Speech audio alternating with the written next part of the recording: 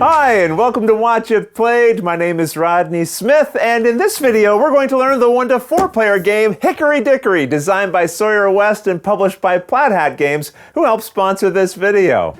The Royal Scavenger Hunt is about to begin, so gather your team of mice and prepare to jump, shove, and scramble your way to victory on the old clock by finding and delivering all sorts of treasures to Lord Cuckoo.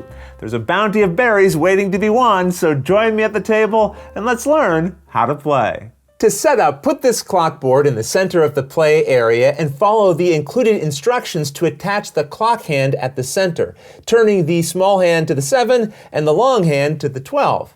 Then put these two sideboards into the spots cut out for them. Set this chain board beneath the clock, adding this pine cone weight to the rightmost chain so that the value 9 here is still visible. You can also set the chain board somewhere else on the table if it's more convenient, which we'll do in this video. And also set the die, the 2 cat paws, and the 50-point tokens nearby. If you have 2 players, set this blocker at the back of the minute hand slot, or with 3 players, use this blocker instead.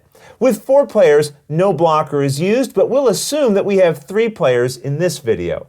These are the action space tokens, which you'll flip over to the sides that either show numbers, the sun, or the moon. The numbered tokens are then set face up onto the spaces of the board, showing the matching values of 1, 6, 11, and 12. Then take the sunshine back tokens and mix them face down, setting one randomly face up onto the sunshine marked spaces of the clock. You then do the exact same thing with the moon icons, but adding them face up to the spaces marked with a moon symbol. This is Itsy the spider. You now find the 10 wild tokens which have this icon and place them on Itsy's web.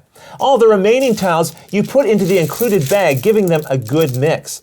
Then draw 4 of them randomly to place onto these 4 indicated spaces of Itsy's web, and these tiles should always be placed with their pictured side face up.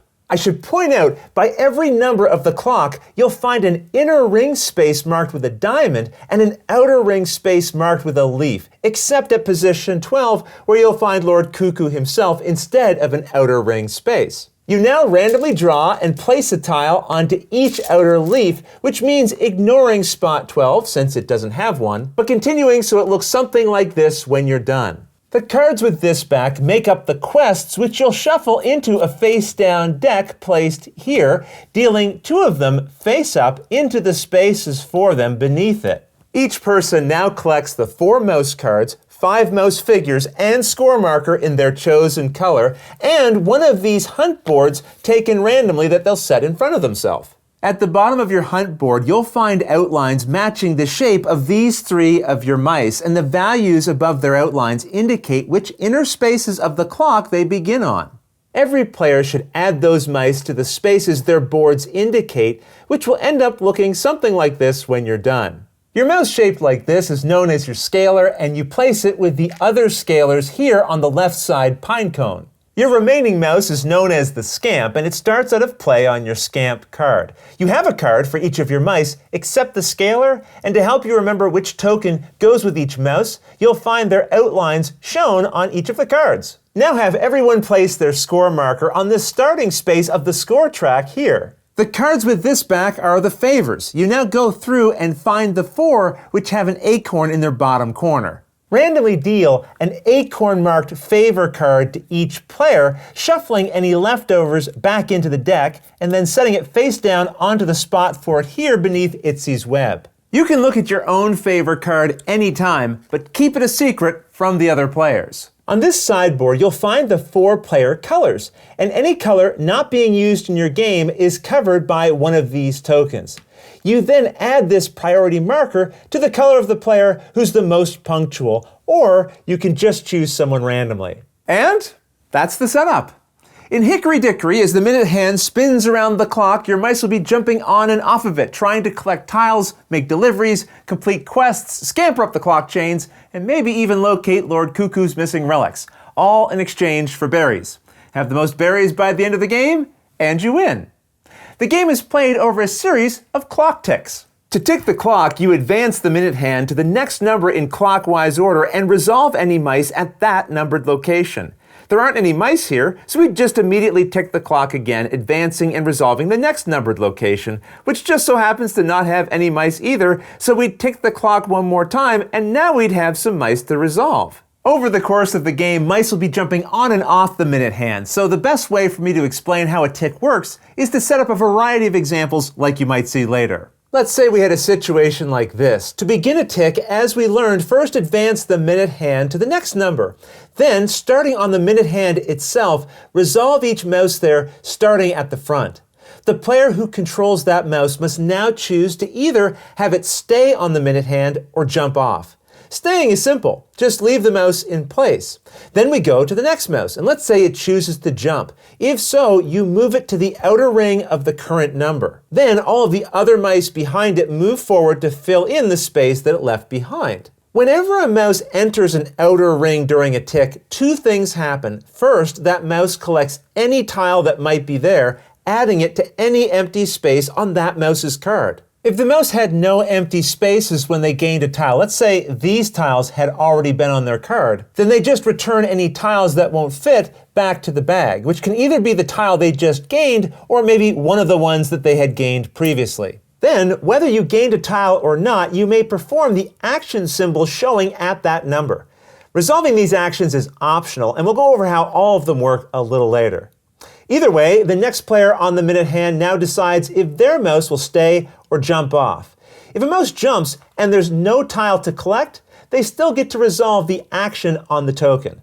And there's no limit to how many mice can be on an outer ring space. The mouse in this shape is called the Scurrier, and when it jumps off the minute hand, it has a special ability shown here. Instead of jumping to the outer ring of the current number, you can instead choose to have it jump to the outer ring of the next number in clockwise order or the number after that, again, claiming any tile there and resolving the action at that number if you want to. But either way, remember, mice don't have to jump off the minute hand. The player can choose to leave their mice there. Once the mice on the hand have been resolved, we now take turns with any mice on the current number's inner ring space. And these are resolved in what is known as the priority order. This starts with a single mouse of the color under the priority marker, so blue in this case, and then going in clockwise order, following the arrows, resolving one mouse of each color, skipping any colors that aren't on the current space, and going around as many times as necessary until all mice on the inner ring space have gone. So let's say we had a situation where these 4 mice were on the inner ring space.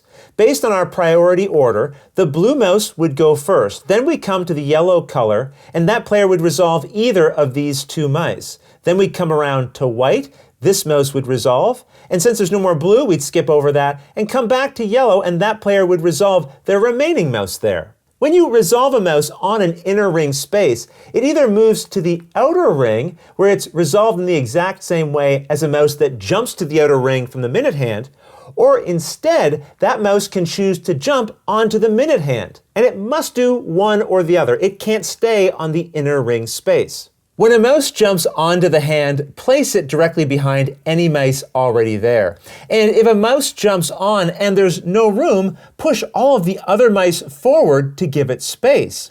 Any mouse that is bumped off jumps to the outer ring of that space, or can choose to jump backwards to the previous outer ring space, collecting a tile, if any, and resolving the action there. We'll see later how these cat paw tokens can end up on an action space. And if a bumped off mouse chooses to go to the previous space and it has a cat paw, they must keep going counterclockwise until they get to the first space that doesn't have one. You've probably noticed one of the mice is larger than the others. It's known as the Scavenger, and it can hold more tiles than any other mouse, but it also takes up more space on the clock hand. If the Scavenger jumps onto the mouse hand, depending on how full it is, it might knock off 2 mice at once. And if this happens, you resolve the mouse in front first, and then the one that was behind it.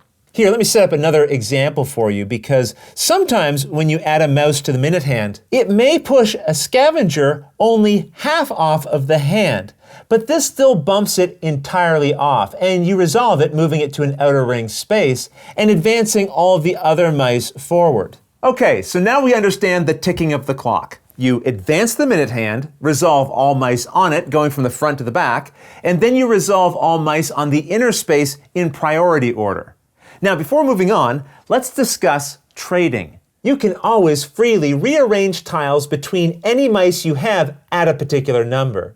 Here, the blue player has these two mice, one on the hand and the other on this inner ring space. So right now, the tiles they have can be arranged in any way that you like between them. This also means that as soon as a mouse claims a tile, they can give it directly to another mouse of theirs at that number. Okay, with that understood, it's now time for us to learn how to resolve the various symbols found on the action tiles around the clock. If an action shows this chain symbol, you'll climb the related number of spaces on the clock chain, in this case, 3 spaces. To do this, move your mouse here, known as the scaler, that many spaces up the left chain. If you land on or pass a space marked with this victory point berry symbol, gain them by moving your marker that many spaces on the score track. While playing, if you ever would earn more than 50 points, bank them by taking one of these 50-point tokens and then continue counting again from the start of the track. When moving up the chain, if you ever end a move on another player's scaler, you immediately advance to the next available free space. Also, if your move ever causes you to enter the leaf at the top of the chain, any movement that scaler has left is ignored, and you instead immediately earn the points showing just above the pine cone on the right chain. 9 points in this case. You then advance the weight 1 space up to cover those points and return your scaler to the bottom of the left chain where it can climb the chain again in the future. The next mouse to advance to the top leaf would then earn 7 points. This would advance, they would drop down, and so on. Just know that as this weight advances, it will stop so that it never covers the final 4-point space, meaning any mice entering the leaf after that will still always be able to earn 4 points. If you see this tile symbol on an action, it means you must spend the related number of tiles from the active mouse's card, returning them to the bag, in order to resolve the effect showing on the right side of the arrow. But remember, because of the trading rule, you could actually take a tile from any other of your mice at that same number instead. Either way, with the tiles spent, you now resolve the symbol here, which represents visiting Itsy's market. This is Itsy and their market. Here, you either claim a single wild tile, which is any of these, and we'll learn the value of wild tiles a little later, or you take any 2 of the tiles in what are known as the discount bin row. Just know that when tiles are taken from the discount row, they are not automatically refilled. Moving on, when taking this action, you spend 1 tile from a mouse at this location, and then the symbol here means you gain your Scamp. Your Scamp is this mouse, which starts the game off the board. So when taking this action, you now collect it and add it to any outer ring space you like, resolving it in the usual way, gaining any tile there and resolving the action. With your Scamp now in play, you'll use it like any of your other mice for the rest of the game.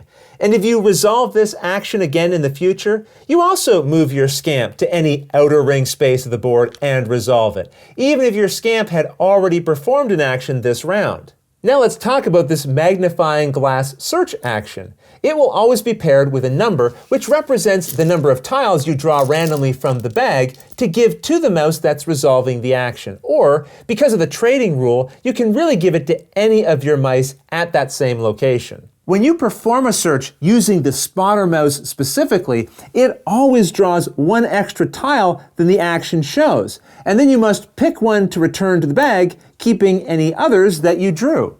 This action icon causes you to draw a card from the favor deck. You start the game with 1 and can never have more than 2 favors at the same time. If you would ever draw a third, just pick any one of them to discard without effect. And discarded favors are always placed face up here. You always keep favor cards a secret from the other players. And during a turn where you're resolving a mouse, along with any actions you decide to take with it, you can also play any number of favor cards that you have, resolving their effects with that mouse if a mouse is necessary for its effect. For example, by playing this, the active mouse would spend a tile and then you'd resolve a visit to Itsy's web as normal. Many favors will have a slash in the middle of their card, meaning you either play the card to resolve the effect on the left, or you use it as the tile shown on the right. And we'll see how you use tiles a little later. Just know that you have to pick one or the other. You cannot resolve both symbols. Either way, after playing a favor, add it face up to the discard pile here.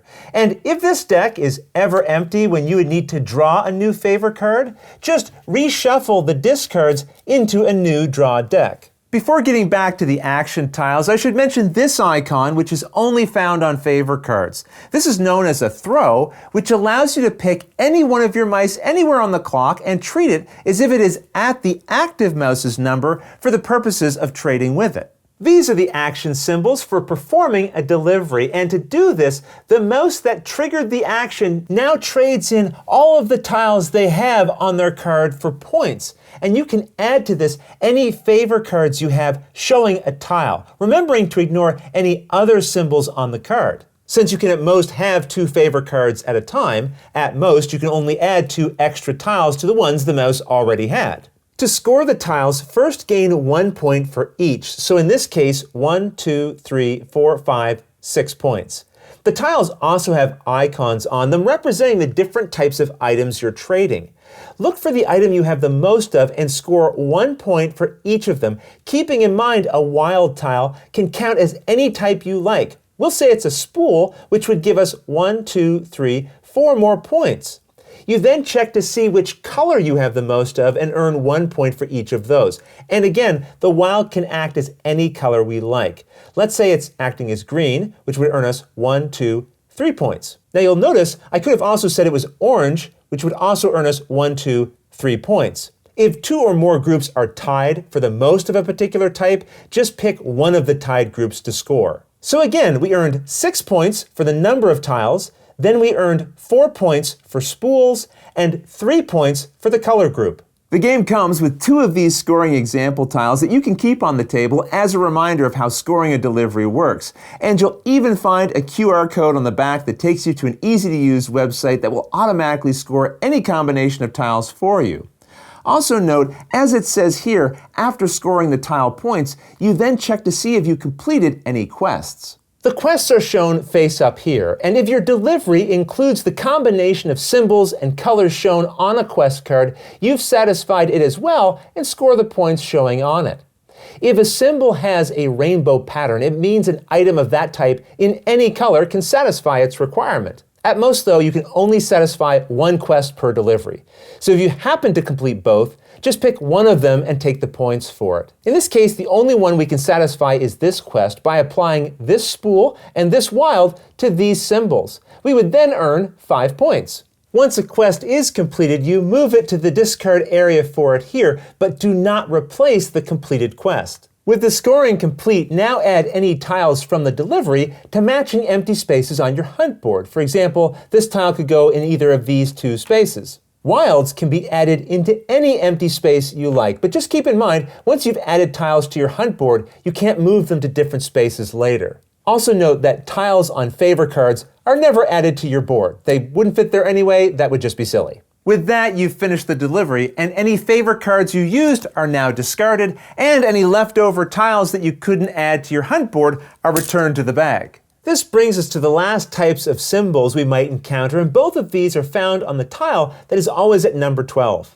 When a player jumps off the minute hand here, instead of going to an outer ring space, they visit Lord Cuckoo himself and then resolve these actions. This very first symbol shows a tile with a star, and this represents any of the tiles that also have a star. These are known as Lord Cuckoo's relics, and there are only 3 of them in the entire game. The mouse taking this action may return any number of relics that they have on their card back to the bag, and for each one, they gain 5 points and draw a favor card. The next symbol on this action tile allows the current mouse to leap to an outer ring that is up to 3 numbers away. So that means this mouse could now leap to any one of these 3 locations, which you might want to do to pick up a tile you missed earlier or to resolve an action that you want to perform. I should also mention there's a favor card that you can play that also allows a mouse to leap, but keep in mind you cannot use this to leap if the mouse is currently on an outer ring space. They would have to be on the minute hand or an inner ring space. I should also mention, you can't combine multiple leaps together. For example, I couldn't combine my Scurrier's leap ability with this favor card to jump up to 5 spaces at once. That said, my Scurrier could leap from the minute hand here to here using its special ability, stopping to resolve this space, and then use the leap effect here to jump again, since that was 2 separate jumps, not a combined single jump. And those are all of the possible actions you'll find on the tiles. And remember, actions are always optional. You can choose to perform one action on the tile and not the other, or none at all. Either way, once all the mice on the minute hand, and then on the inner ring space, have had a chance to go, you tick the minute hand and resolve the next numbered location. And you'll keep doing this until the minute hand gets back to the 12 and you've resolved that tick. It's then time to resolve the end of the round, which is broken into 5 steps, starting with cat paws. Here, you roll the die twice, adding a cat paw to each result. And if you end up adding the same result twice, just put both paws on the same space. Any mice on an outer ring space where a paw was added are moved to the next outer ring space in clockwise order that doesn't have a cat paw. Those moved mice don't collect tiles or resolve any actions. In future rounds, mice can never enter an inner or outer ring space with a cat paw. And when the minute hand moves to a number with a paw, just immediately tick to the next number. Continuing on with the rest of the end of round steps, you now advance the hour hand to the next number. If this moves it to the 12, the game ends here and you go to final scoring. Otherwise, you now move all mice that are on an outer ring space to the inner ring space at their current number. Then refill any empty quest card spaces with new ones from the deck and draw random tiles to fill in any empty spaces in the discount bin. You also draw a random tile to place at each empty outer ring space that no longer has a tile. Finally, you move the priority marker 1 space clockwise. If that would ever cause you to enter one of these blocking tokens, just skip over it into the next space. And those are the steps for the end of the round, which are also known in the rulebook as chirp. Place the cat paws, move the hour hand, move mice to the inner ring, refill the quest discount and outer leaf spaces, and advance the priority. Mind you, you could also just advance the hour hand first, because if that would end the game, you don't need to roll the dice for the cat paws. But that wouldn't make a very cute acronym. You'll then begin the next round by ticking the clock again, and you'll continue rounds like this until the clock strikes midnight, and then you proceed to final scoring. First, you earn 5 points for every row and column you've completed on your hunt board, and you're reminded of that right here. You then gather together every tile remaining on all of your mouse cards into one big pool, along with any favor cards you have showing bonus tiles. You then score these as one big group following the steps on the scoring tile. However, you do not score any quests or add any of these tiles to your hunt board. The player with the most points wins the game and gains Lord Cuckoo's favor.